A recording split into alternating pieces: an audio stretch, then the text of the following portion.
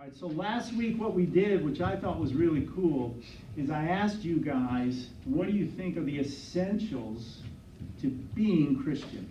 Not to growing as a Christian, but to be a Christian. So to move from non-believer to believer, what are the essential things you would have to believe in order to be Christian? And we saw interesting things, right? We had people adding things, people disagreeing. We kind of got ourselves down to what we would think are the essential 5 or 6 things. And the whole point was, in order to be effective in this culture, because this culture is tough, it's like Phil said this morning, it's very secularized. You have to know, how would you share Jesus Christ? Bless you. How would you share him?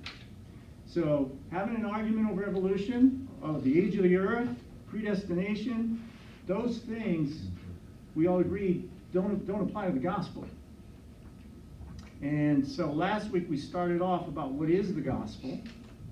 I talked about 2 Corinthians 5:21, where it says, he the Father knew, he the Son who knew no sin, right?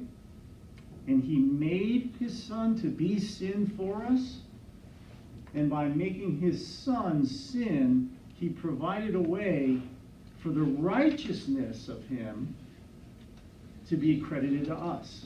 So the gospel is all about the Father, what he did. It has nothing to do with what we do. The Father, for some reason, has decided that his perfect, sinless equal, his Son, would take our sin for us. And by doing that, the good news is, we, if we trust in him, now are imputed or credited with his Son's righteousness in the Father's eyes.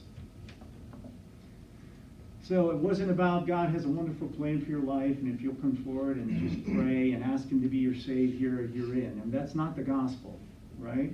And we're going to look at this video again we looked at last week, because this video from one of the pastors, Paul Washer, talks about the holiness of God.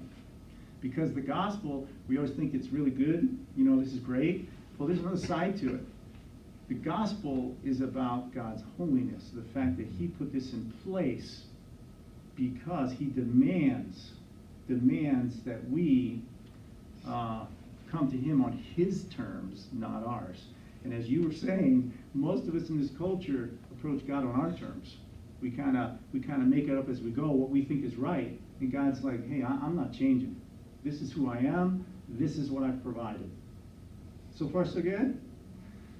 So today we're looking at, what does it mean? So that's what we did last week. Now we're looking at, what does it mean to have a gospel-centered lifestyle? I want to run through some things with you, some thoughts that I think are biblical thoughts that can help you as you're kind of navigating through when you leave church and in the real world. Okay, so we had 3 of them we're going to talk about. What does it mean? The means are creating a Christ-centered worldview. The gospel is all about having a Christ-centered worldview. Secondly, it's about turning Greeks into Jews. And I'm going to explain that because this is a big part of what's going on today in America. The third one is a reasoned presentation. So how many of us feel like when we're trying to share Christ with someone, we stumble around? It's hard to do. Right. We can easily be diverted by people. They're going to come off. It's funny. When someone has a question and you answer it, what do they usually do? Hit you with another question. And it becomes death by 1,000 cuts. You never get there because they come up with all these things. And having a mindset where you're set on, I'm going to get to the gospel, is only going to happen if you understand it well, right? And so when they ask you questions, you can, we're going to be talking about Greg Koukl's book, Tactics. You can come back with a question on them. Try to lead them where you want the conversation to go. Then we're going to get into methods. This is really, really interesting. We tend to forget this. God says that actually he uses people to reach people. Sometimes we think, well, it's up to God. I'm just let God do it. And he goes, well, not really. You're my ambassador. It's like what Phil talked about in service today. God has commissioned us. He hasn't called us to all be evangelists. But he does expect we'll evangelize. We'll share. So a lot of us don't want to do that. So we're going to talk about that. And then he works through the base things. So he's not like the Kansas City Chiefs. He's not there saying, okay, let me see who's available and the best performers. I'm looking for the best performers. Those are the ones I want on my team. He actually says, I actually want the worst performers. He actually says, I'm looking for people who don't think they're the greatest thing going, and I can deal with. Matter of fact, that gets me excited. You guys ever thought of that? If you think you're not adequate, and if you think you can't do it, you know what God's thinking? This is awesome. This is exactly who I want. It is so opposite of our culture. And then, scattering the seed. We're going to look at the sowing the seed, okay? Let's see how good we do today. Let's see what we get. So, the gospel, being Christ in a worldview. We're looking at John chapter 12, verse 19. In John 12, we talked about last week, we started seeing this separation in John where Jesus now is really hated, the book of John, okay? He's no longer tolerated in public. He's beginning to move now where people are openly coming against him, and he's planning, starting in really John 13, he's going to separate with his disciples for the rest of the Gospel of John and just be with them before they leave that Passover evening for his crucifixion. So in John chapter 12, things are beginning to come to a head. In that verse, it says, the Pharisees said among themselves, see, you're accomplishing nothing. The world has gone after him. Sometimes we get discouraged or disappointed because we're like, wow, how can people be so anti-Christian, so against Christianity?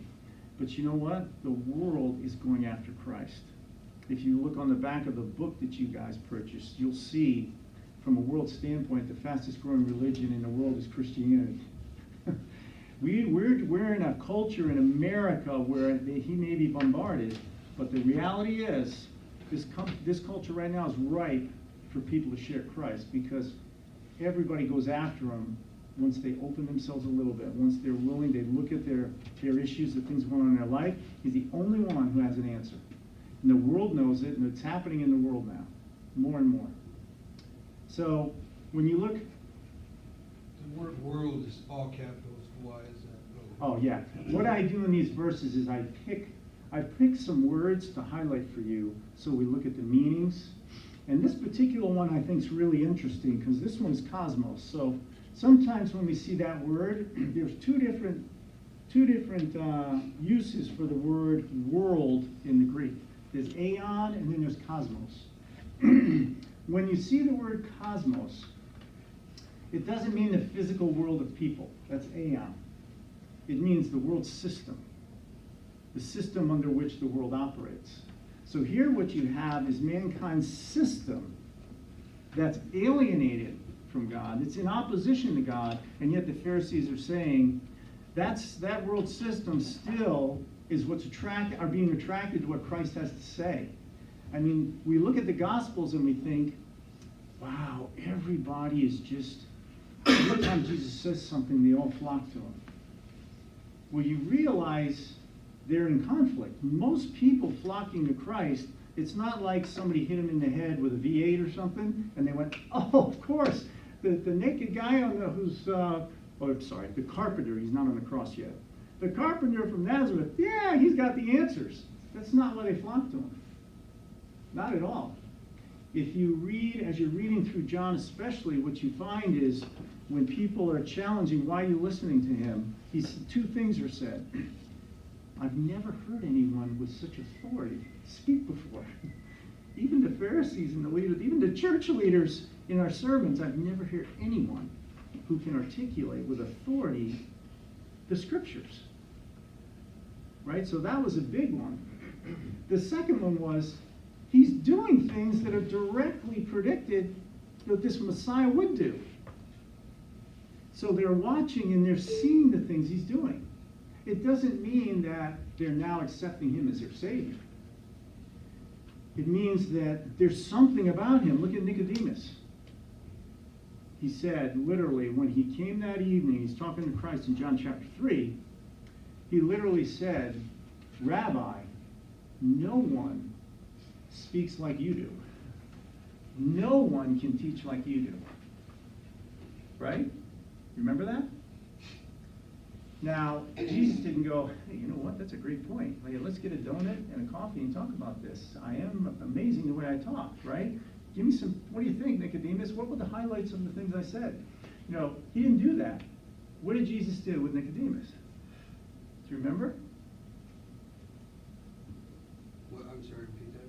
What did Jesus do when Nicodemus said to him, Rabbi, I know you are from God because no one speaks the things that you say, so you have to be from God. What was Jesus' response? Do you remember?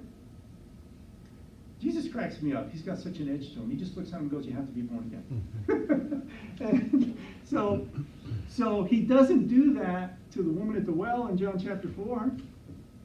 He doesn't do that with the rich young ruler. He treats everybody different. He doesn't do it with Zacchaeus. If anybody deserved to be hit in the face, it would be Zacchaeus. Here's a tax collector, the worst of the worst. He's up in a tree, and Jesus is walking along as he's coming into Jerusalem, and he goes, wait a minute, see that guy up there? I think I want to have dinner with him. And his disciples go, we don't have time for this. Come on, Jesus, what are you doing? That's a tax collector, right? And yet what happens is Jesus knows the heart of people. And he's with Zacchaeus, and Zacchaeus says to him, I want to give half of what I own back, and more than that, I want to double that even. I want to be giving back for what I own. That's it. Jesus, that's incredible, right? With Nicodemus, he knows this is a teacher. This is a teacher of Israel. This is a church leader. And he says, you have to be born again. Now, Nicodemus goes, what are you, nuts? What are you talking about? I got to get back inside my mom? This makes no sense to me, right? And then Jesus starts helping him understand. So what you see is the world, even though it's going after him, like Nicodemus, doesn't get it, right? They're trying to figure it out. But these Pharisees in this verse, what they don't like is they're not coming to him. They're not coming to them, they're going to him. So you have world systems, you have a clash of worldviews here. Think of that culture. If anything was a total clash of worldview, it's some carpenter from Nazareth who thinks he's God, and a religious system that prides itself on leading people to God. Does it make sense so far? Yeah, so when you look at what does this clash look like? All right, so just think about this. The religious leaders actually believed that they were righteous and they're going to heaven. Right? They believe that. They thought they're the righteous ones. Well, along comes this carpenter guy, and what does he do to them? If you look in Matthew 5:20, he just like, you know, we think of Jesus meek and mild. Well, actually, in Matthew 5:20, he says, I say to you, unless your righteousness exceeds the righteousness of the scribes and Pharisees, you'll by no means enter the kingdom of heaven. And that's because people are thinking, well, the scribes and Pharisees are the gold standard. These are the people going to heaven. And he goes, well, no, actually not. You have to exceed that if you want to be in heaven. Everybody's like, are you kidding me? How am I supposed to do that? And then what was some of his favorite names for the scribes and Pharisees? What did he call them? Hypocrites. Huh? Yeah, he's pretty tough, isn't he? Do you know in the Greek what hypocrite means? It's kind of interesting. It means actor. So he's literally saying, you're a bunch of actors. He calls them whitewashed sepulchres. Do you know what he means by that? Sepulcher is where you put the bones or the body of your loved ones into like a tomb. And so he's literally saying, all right, on the outside you're whitewashed, but you're like a tomb. You're a dead man. How's that for winning friends and, you know, influencing people? Jesus wasn't interested in trying to influence people. So the first thing is he goes after them when they think they're righteous. The second one was they institute a man-made legal system that people had to follow. Here's a bunch of rules. Follow the rules. You please God by following the rules. Jesus says, actually, no, it's not about following any rules. Where's your heart at? You know who you are. Where's your heart at? You can break rules all day long. This is the hard part of Christianity. You can break rules and go to heaven. And in church, we pucker up at that, don't we? We say, well, wait a minute. If you're a Christian, you're not going to break rules. I break more rules in a day, probably, than I realize all the time. I am constantly violating God's standard of right and wrong all day long. What do you think? Would you guys say you do too, or would you say, no, I know what God expects of me and I do it?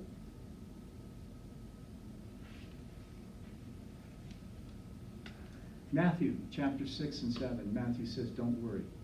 And of course, there's a little asterisk and at the bottom, smaller print. Unless you're really struggling in Lee Summit with, difficulties you have at your job, or you're low on money, and, we understand how you worry.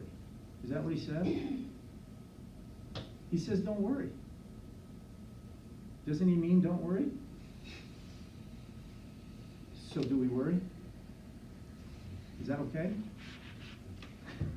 Is it okay to worry? Not supposed to. What does that mean? Is it okay with Jesus? As he says, well, I really didn't mean it, they translated it wrong. I meant, I understand if you worry, but I really wish you wouldn't. Is that what he said? He's serious. Don't worry.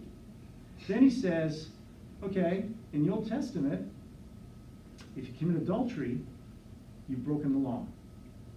But now I'm here to tell you, if you look at a woman and have lust in your heart for that woman, you've committed it. How many guys in here would say, well, that's not me. I'm amazing, A woman can have low cleavage and her dress is high and everything, and it has no effect on me. I don't have any temptations to dwell on that. How many people would say that's not an issue? And that's okay. For some of you, it's probably not.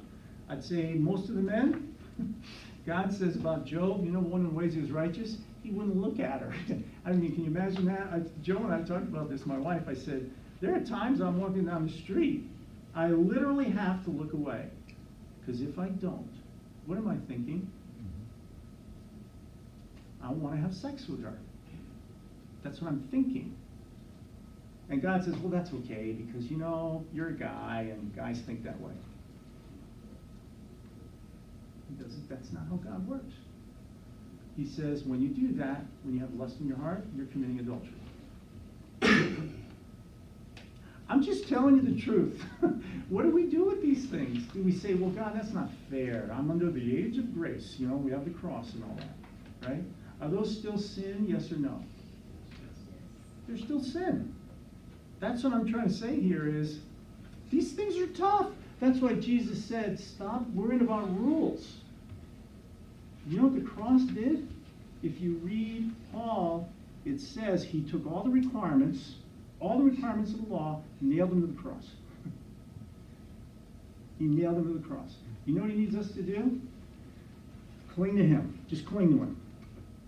Cling to him because he paid for all of those. And then live a life of surrender and repentance, because it's going to keep happening. You can't get away from it.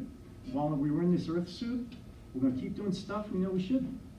And the culture is going to keep beating us up, saying, well, what a stupid thing to do. So you have no fun. You never have any fun because, a lot of the fun things are the things that God doesn't like. Yeah, sin is fun.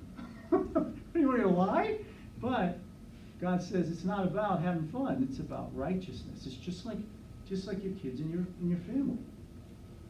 It's really not fun to study. It's really fun to play video games all the time. If we just backed off and left our kids alone, they'd eat anything they want in the refrigerator and play video games all day or do whatever they want. So why do we set some rules for them to do things that aren't fun? Why do we do that? What would you say? Why does a parent do that? To protect them. Protect them for sure. You want them to grow. The biggest thing, and this is exactly who God is, he's not that interested with who I am. He's interested with who I can be. Just like our kids. When they're younger and teenagers, they don't know yet. And I tell my kids all the time, when I see things about them that amaze me, I say, do you have any idea the potential for what's out there for you with that kind of thinking, or when you do this certain thing?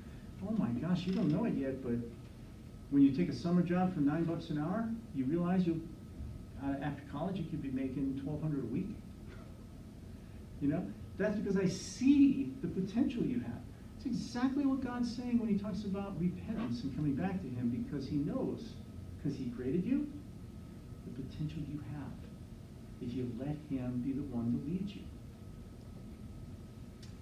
The next one, they claim their laws came from God as his requirements for righteousness. All right? See these laws we created? All right, God told me these are the laws. And if you follow these, you'll be righteous. So, started out, we had the 10 Commandments. They ended up with 612 laws. Right? You go through, if you read Leviticus, Numbers, you have all these laws. Then as you're moving along, pretty soon you see about 6 in Isaiah. You've got about 6 or 7 in Hosea. And then Jesus boils it down to 2. He changes everything. Christ comes in and says, actually, not only does he claim to be the law, but he came to fulfill it. So Jesus says, yeah, I'm glad you created the law, you have all these rules, but actually, as God, I decide what the laws are, and I personally came to fulfill it on your behalf. This is why they can't stand it. He's taken the church rules that were all set up, and he's flipping it upside down. What are the 2 laws that God said, Jesus said, are the only 2 you have to fulfill? You love him with all your mind, body, and soul, and then love your neighbor. That's it. He says everything else out there, everything in the Old Testament, everything in 10 Commandments, they all boil down to this. Love the Lord your God with all your heart, soul, and mind. Love your neighbor as yourself. Because if you do those, the other ones will be easy. I can't say I love God and I'm going to go sleep with my neighbor's wife. They don't connect. Right? So then, the next one is, they claim God gave them authority to judge. The Pharisees and the Sadducees are the ones with the authority. Jesus says, well, yeah, but I'm God. So when you claim God gave you the authority, actually, I'm God, and I'm telling you that's not right. That's not true. You talk about a clash on how people think. They claim to know the truth concerning God. If you want to know anything about God, you go to the Pharisees and Sadducees. The instruction comes from them for truth. Jesus says he's the truth. And just think about this. He's literally saying, actually, I'm the truth. So whatever they're telling you, if it's not focused on me, they got it wrong. They claim to know the way to eternal life. They taught, you follow these rules, you do these things, you go to heaven. Jesus says, I'm eternal life. They weren't teaching the way to eternal life is to trust in the carpenter from Nazareth, right? They weren't teaching that. He comes in and says, I'm eternal life. So whatever they're teaching, if it doesn't focus on me, it's not right. See, we're talking about worldview clashes, right? The gospel is about a Christ-centered worldview. If it's not Christ-centered, it's not the gospel. That's the point of going through these. So you get a sense for what's happening in that culture, so you can see the clash, and then we're going to look at this culture. The last one was they claim to be God's shepherds. You know where I'm going with this, right? He comes in and says he's the shepherd. So in Isaiah, when Isaiah 40:41, when it starts talking about the good shepherd, in John 10 he says, well, that's me. And then in the Old Testament, what you'll see over and over again is where God criticizes the shepherds of the people as being dumb, being immoral, doing unethical things.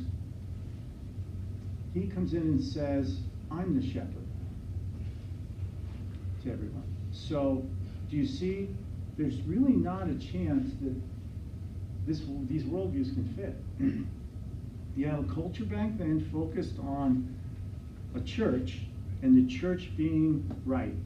It's not that far off from the state church during the Reformation time, where the church said, people's opinions don't matter, we're the ultimate authority, listen to us, we'll tell you how to live.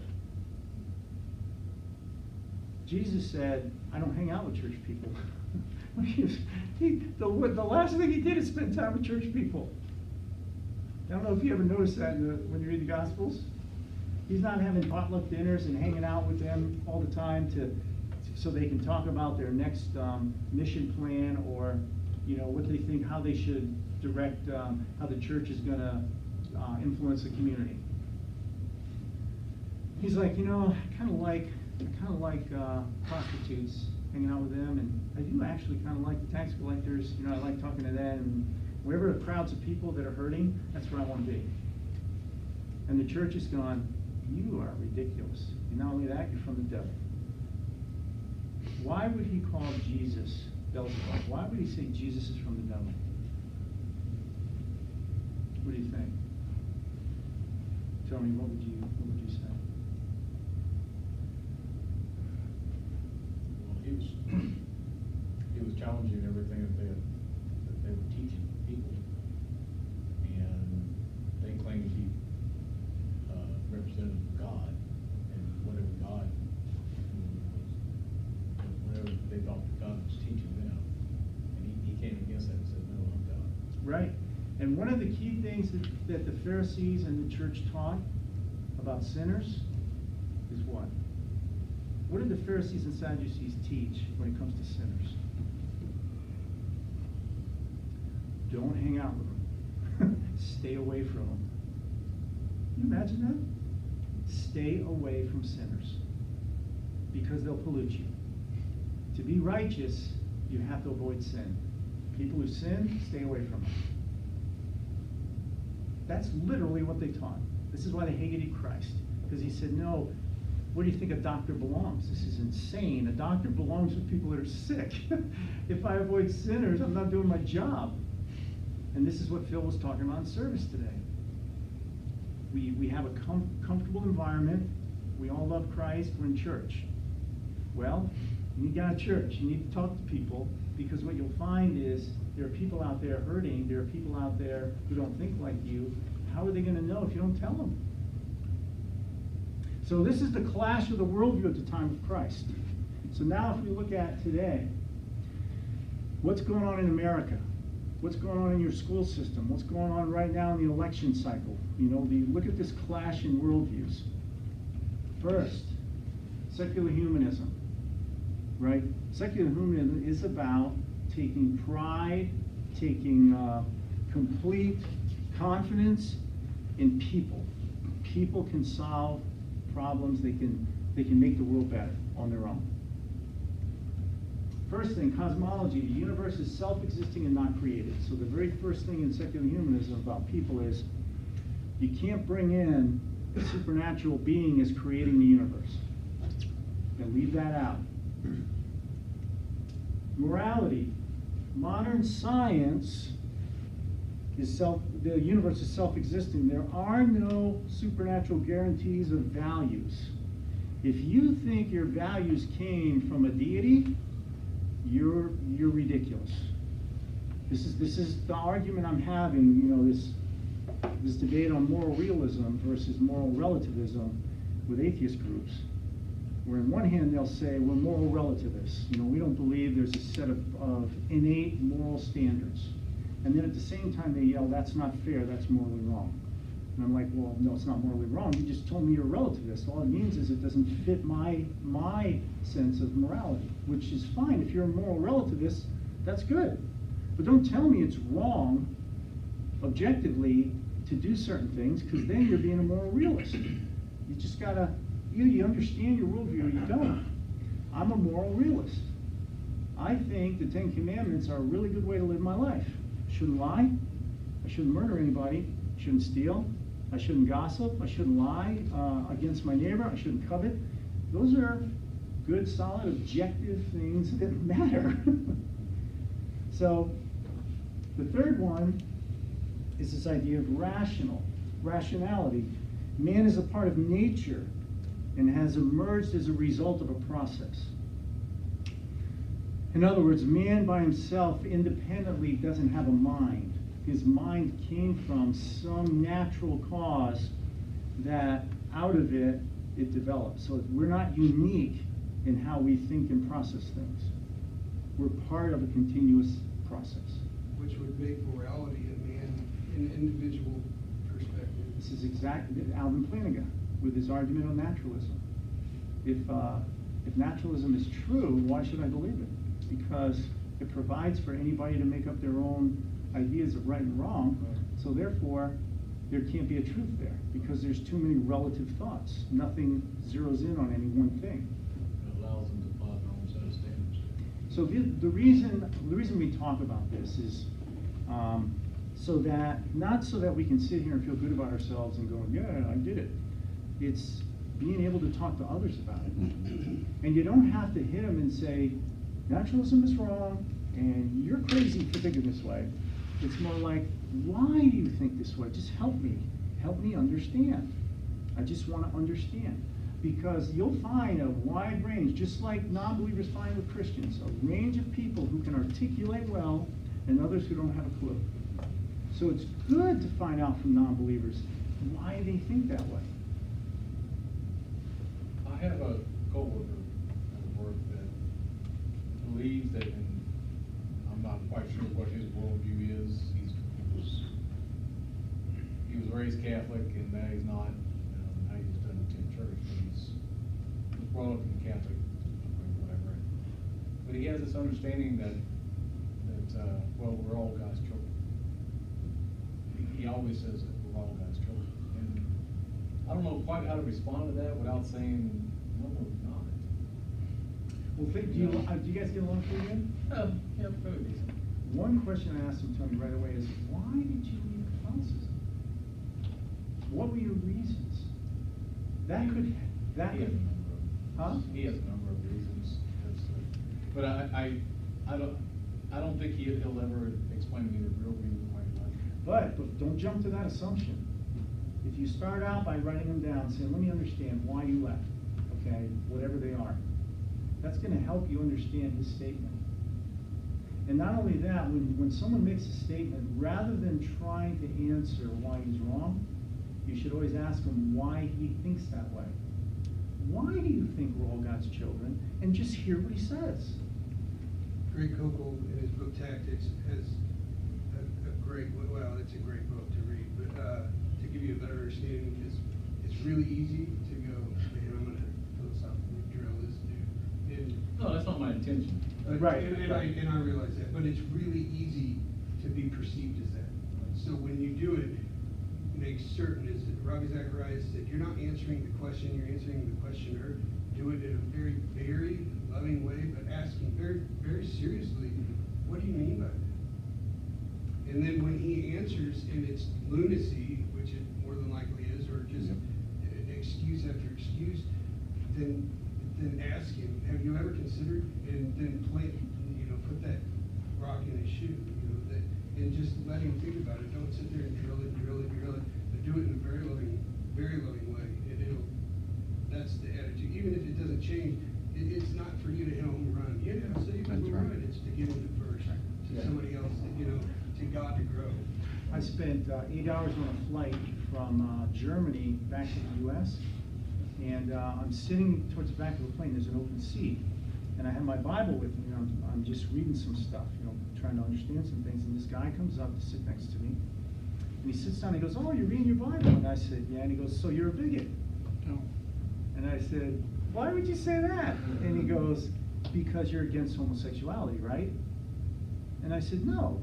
And he goes, "Well, wait a minute. I don't understand. How can you be a Christian and not against homosexuality?" And I said, "Well, I don't think the only people in heaven are going to be heterosexuals. I don't think God views how he sees you based on your sexual identity. I don't think so."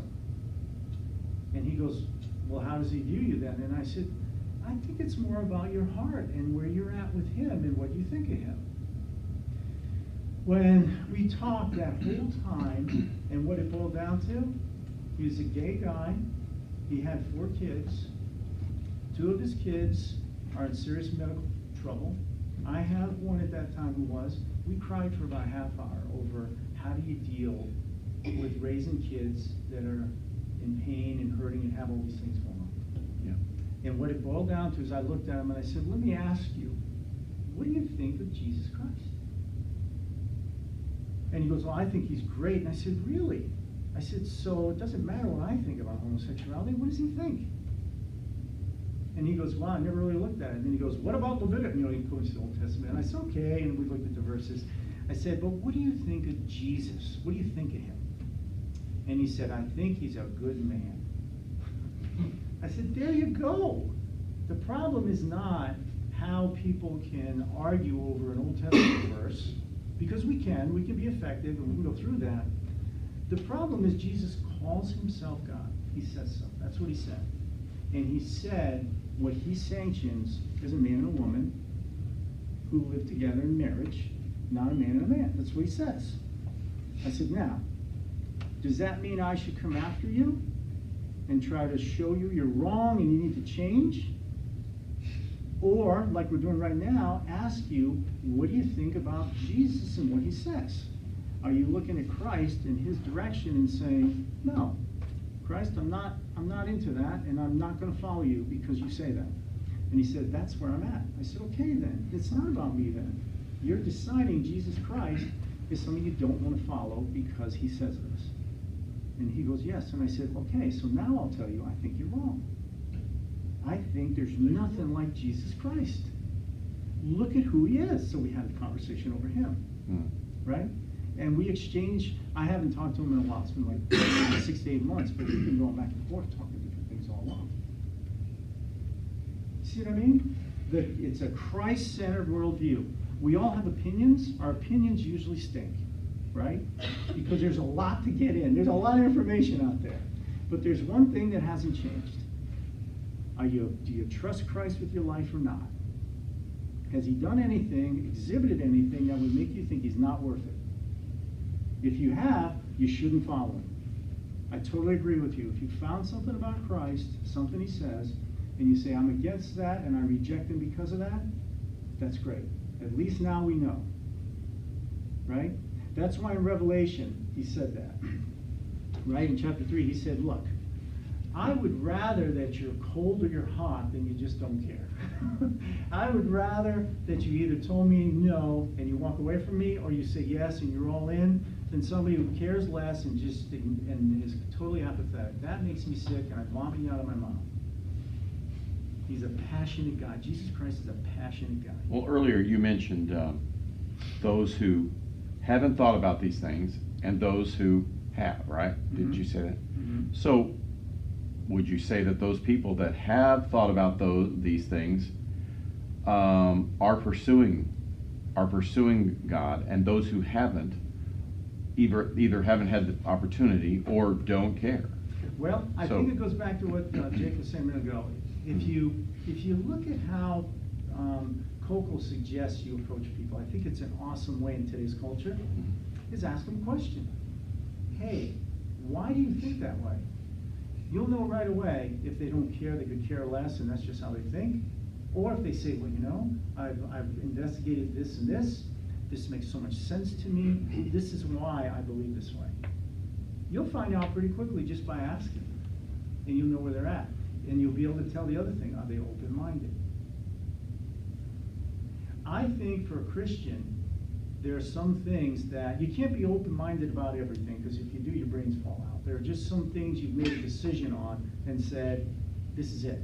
Like for me, I've studied the resurrection to death. I feel that I'm closed-minded. He rose from the dead physically, right? Something has to happen to change my mind, like his bones are discovered, right? And they wheel him out in a wheelbarrow or something. So there are things that I don't want to get philosophical with people. I'll just tell them, hey, I just want clarity. I just want to know how you think.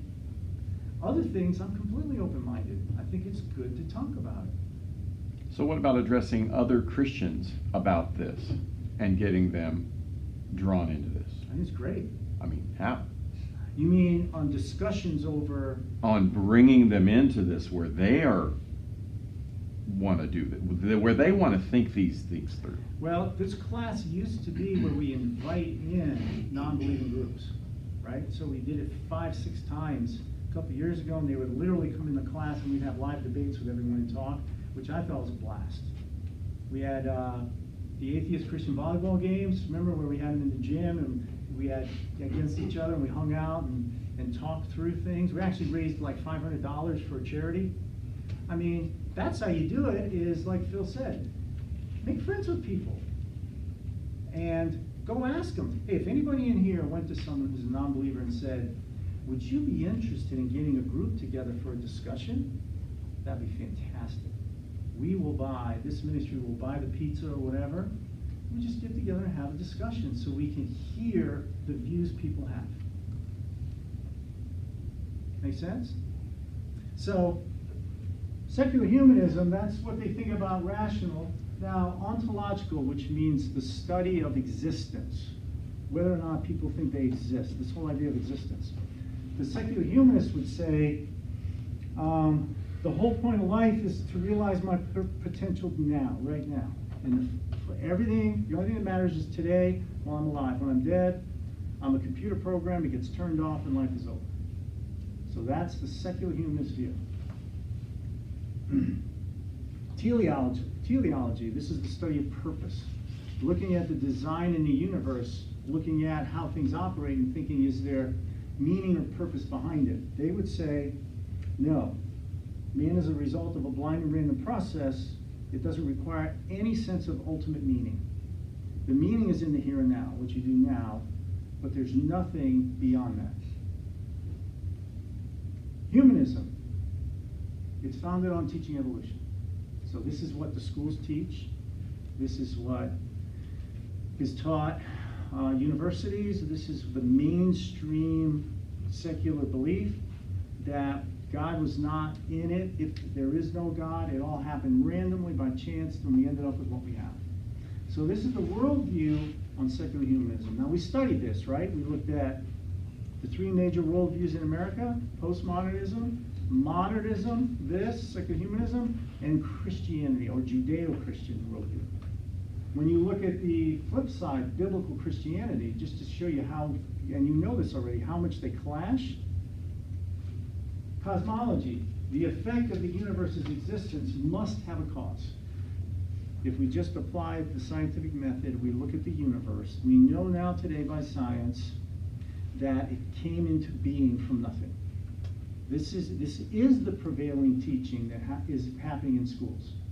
They are teaching the Big Bang. They are saying at this point, the best evidence says the universe showed up from nothing. That just happens to align perfectly with biblical truth. The next one, morality. Man has a built-in sense of right and wrong, and you can only account for that if there was a code implanted outside of man by God. It can't evolve and it can't be relativistic. It had to come in from someone who's innately good, who gave us his sense of right and wrong.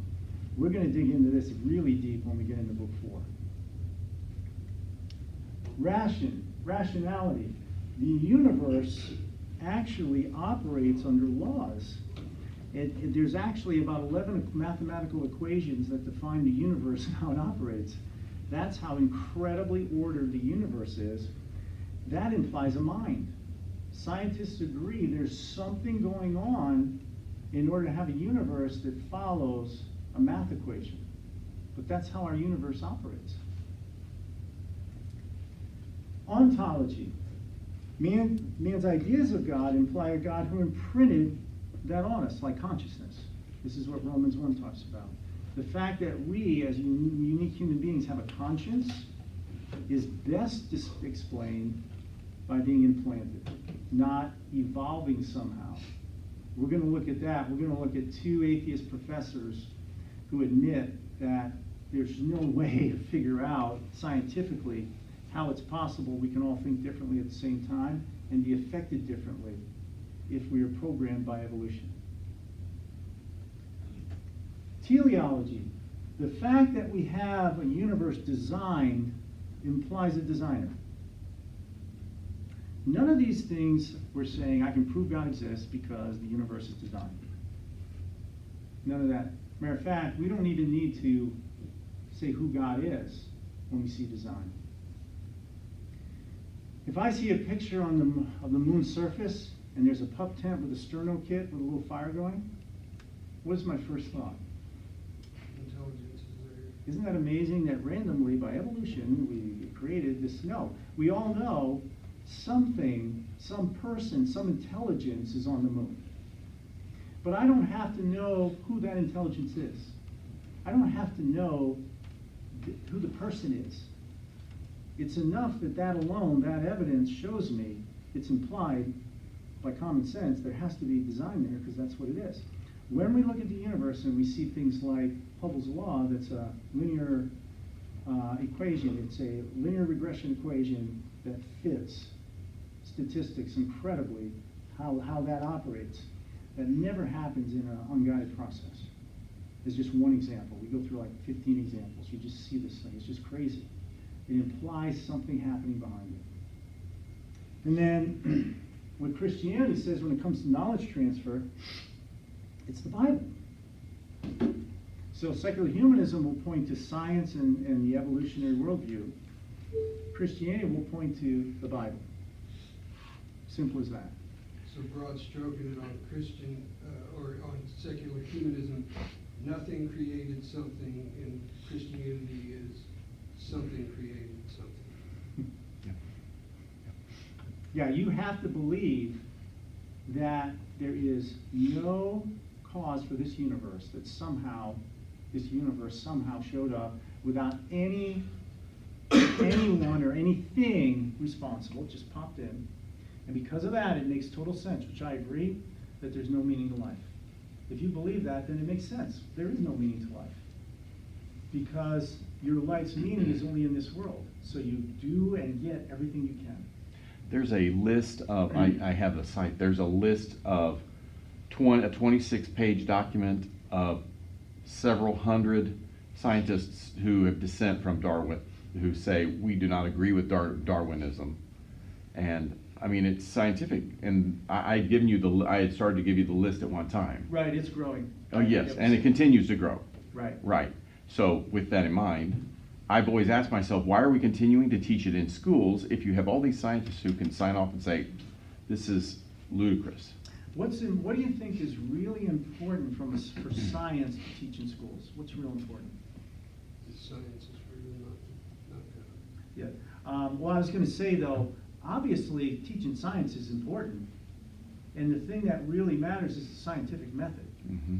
The scientific method has nothing to do with God. It's critical that people learn how to run an experiment or how to deduce from logic and an experiment the effect of the cause. So literally, I've said this before, if I'm taking red and blue paint, and I want to run an experiment, what's the color going to be when I mix them? Right? And she makes a claim. It'll be purple. How do we know it's true? Test it. Test it. You sit there and you go, okay, now when I test it and I get purple, do I say, oh, I'm good? No, because the next test could be different. So you run, this is what I do for a living, you run another test and you decide what population do I need that if I get the same result over and over again, I can move from a theory into a law, right? So there's going to be a point based on a sample size of the test where you go, I'm comfortable saying it's purple, but you don't know for certain. You can't be 100% sure because on the 2 millionth try, you might get a different color, but you can say, hey, I've run it enough where I think it's pretty logical to say it's purple. So how many scientists will be the tipping point for?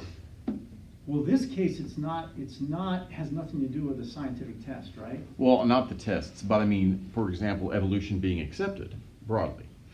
I think, personally, you're asking me. Yeah. I think evolution and creation fall into a category that's not science. Why is creation not science? Can't test it.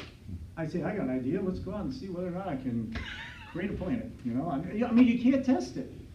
And with evolution, they're showing they can't test and create a species that jumps from one type of organism to another. They can do, as we know, and we're going to study the microevolution piece. You know, I can get changes within a species, and that's great. But they do what we call in statistics, this thing called extrapolation.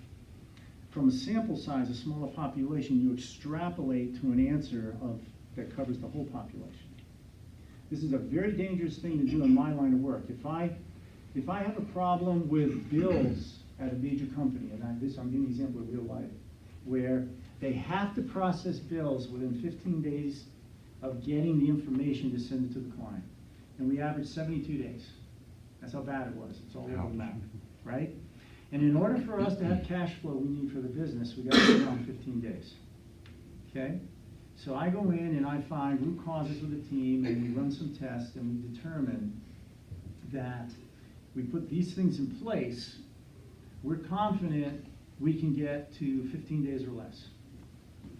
Now what we have to do is ask the big shots to give us money, to go change the system, to go, I've got 8 regions in the US, we only need 2.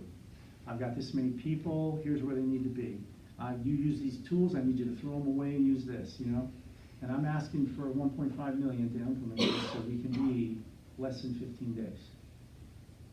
What's the risk? If they invest money and it doesn't work. It's all about risk. It's all about risk. We're sitting here, we have 2 theories, creation and evolution. What's the risk of being wrong if you adopt one of them as science? Pretty high. Because God never said in the Bible that everything in here is scientific. He's got a lot of things that are philosophical. He's got a lot of things that are metaphors. When Jesus says he's the bread of life, we're not stupid enough to think, well, okay, he's a loaf of pumpernickel. We don't think that way. We know we have to distinguish, right? So it's not a science book. But in my example, I have real causal variables that I ran tests on. I use a scientific method I've shown. So I tell the business the risk of giving me 1.5 million, it will work, And they agree the risk is slow enough, they're willing to do it. But if I can't find the main variables, and we come to them and say, well, we can't find what's causing it, but trust us. We're pretty smart guys, so give us some money. What do you think they say? See ya. So, this is a philosophical problem, not a scientific one. The problem I have with evolution is we teach it as science. Right. The problem with creation is when you go to schools and say it's science. The best view is let's put the evidence out there and let people talk about it. Let's call it the philosophy of life or the philosophy of creation, and allow both sides to debate and honestly go through the evidence. That would be cool. That's what I don't like, is they don't allow it. They're stifling our teenagers. Our teenagers should be allowed to argue themselves. They should be allowed to have their own opinion. If you end up in school with kids who say, no, I'm an evolutionist, that's okay. But at least give them the information, allow them to intelligently go back and forth. Is there an intelligent design Yeah, but it's really hard right now, to Kevin's point. I think it's still difficult because people they're set in their minds. It's really hard for people to break out of a different way of thinking. Man, look at the politics right now. Are you guys tired of the TV ads? Yes. You got down to paper. Well, look at Judge Kavanaugh. In college, he was a rapist. I mean, you just got these things being thrown out. On the TV commercials, whether it's a Democrat or Republican, you never hear one of the guys saying, hey, my opponent's a very good person, we're good friends, I like him a lot, I just think my policies are better. You don't hear that kind of stuff. This guy's a loser, he does this terrible, my platform is about showing you this guy sucks, that kind of thing. So people are locked in worldviews. All right, so we're out of time. Let me show you one video we'll end today. I found very interesting. Has to do really with our teenagers and our younger people. See what you think. The reason these two are so polarizing, because they're so opposite, they can't both be right. It's not possible. Whenever you're in a situation with a group of people, even with your husband and wife, and you disagree, and it's obvious that somebody's wrong, how low does that go? This is what we're facing. Let's watch this video, and then we'll close.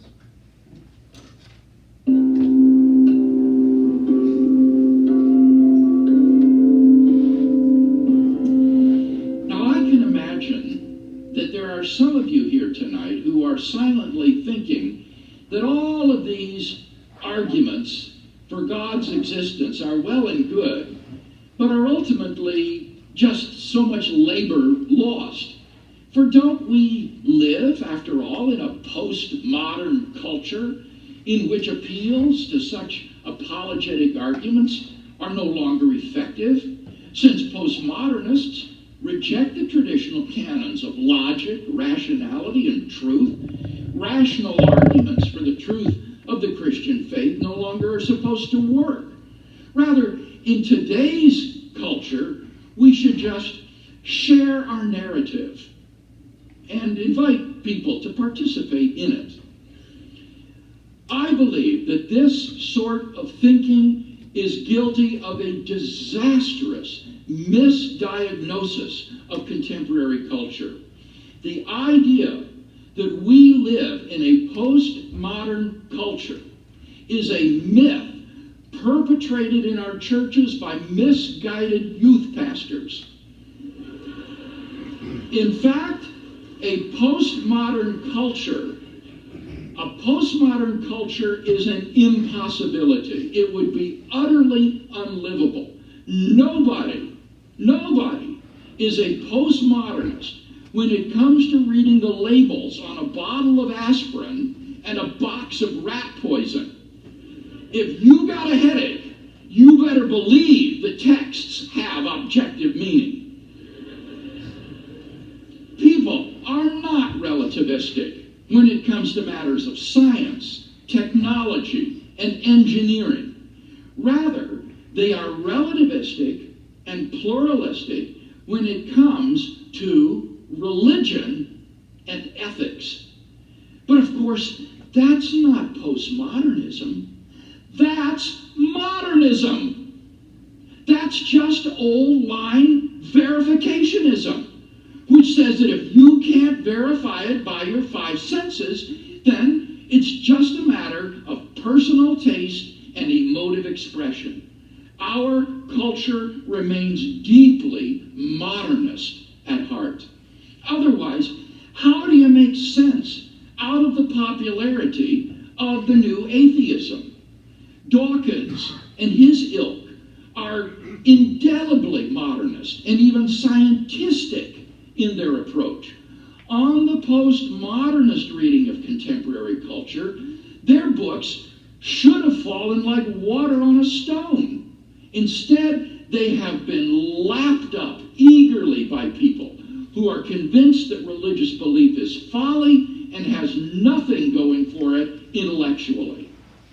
Seen in this light, the idea that we should tailor our proclamation of the gospel to a postmodern culture is a siren song for the church's destruction. Your old arguments are no longer effective, we're told. Lay them aside. They're of no use. Just share your narrative. And so we are deceived into voluntarily laying aside our most effective weapons of logic and evidence, thereby ensuring unawares modernism's triumph over us. If the church adopts this suicidal course of action, then the consequences in the next generation will be catastrophic.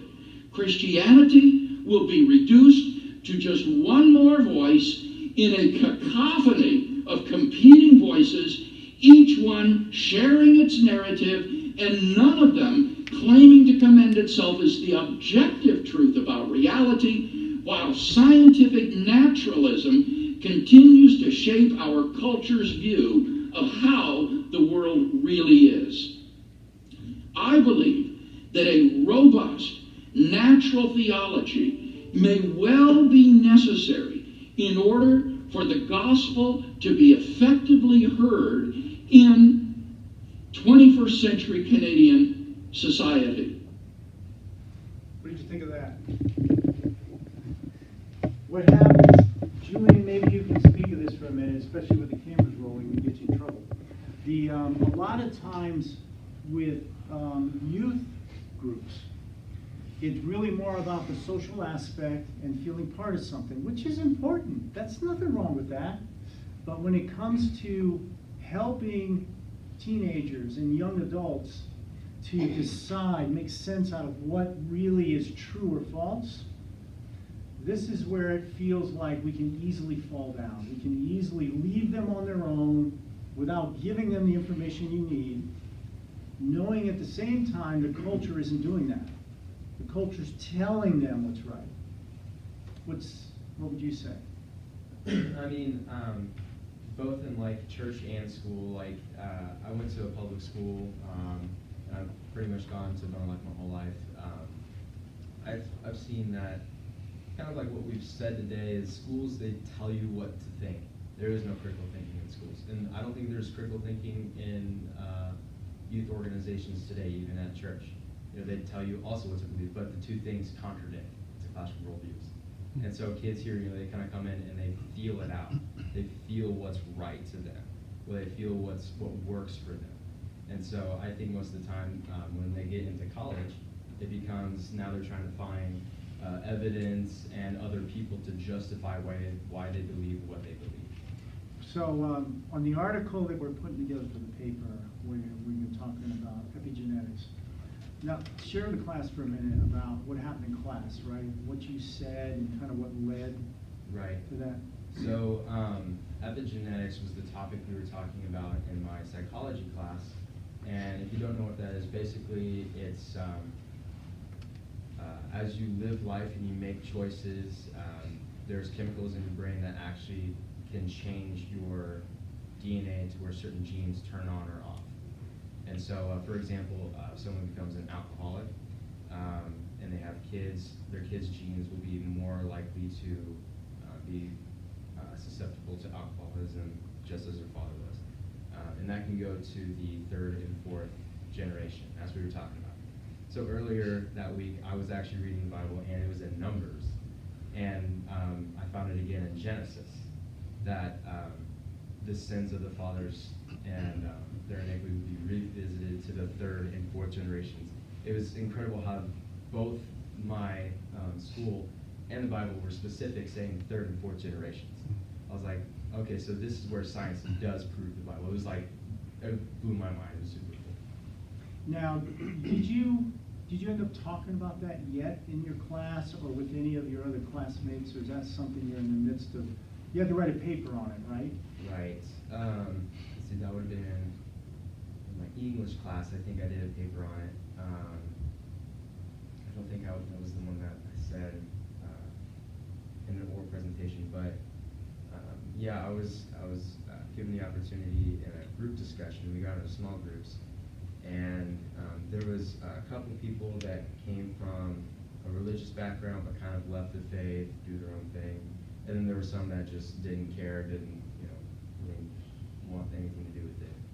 So I was there. I was basically the only Christian there, and I said, what's something interesting that I recently found was this epigenetics thing. And I told them what I just told you now, how specific it was, and how science actually proves the Bible to be true. And there were some people that were like, oh, that's really interesting. I've never known that before. And then there are others that were just kind of like, oh, that's nice, but I still believe what I believe. It was just an interesting conversation. So my point of having him share that with you is, wouldn't it be fun to do that? Yeah, sure, Ed, like poking a sharp stick in my eye. No, it's actually a lot of fun when you're in settings with people to be able to call up something you're seeing in the culture that's going on, or in school or whatever, and say, this is really interesting, it aligns really well with the Bible, and then see what happens. Having these conversations does more than share the gospel, it strengthens your faith. Because if you come out of that with a question, we'll talk about it in here.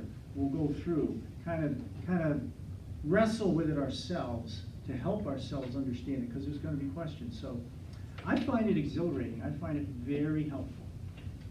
What William Lane Craig was talking about there is the emphasis is on giving your testimony. So he's saying, hey, everybody gives their testimony, so you'll end up with a culture where everybody's testimony is okay. And so Christianity, which we claim is the truth, gets drowned out in all the testimonies. There's no, as Jesus said, salt loses its flavor. There's nothing different between your Christian worldview and everybody else. And yet, what he's talking about is you got to decide, is Christianity logical or not? Because we are not animals. We think logically. So does it logically make sense? If it doesn't, let's talk about it. That's okay. I've said this to you before. If I was writing the Bible, I would not have put hell in it. I just wouldn't have, for me personally, I wouldn't sit there and write the Bible and say, I got a great idea. People who violate the law need to burn in hell. I just wouldn't. So hell becomes something I got to study to make myself understand it better. Because naturally, as a person, that wouldn't be something. That's what, to me, makes the Bible radically supernatural. It has to be, because nobody would add that if it was written by men. Does that make sense? So it's good to talk about this stuff. There's nothing wrong with it.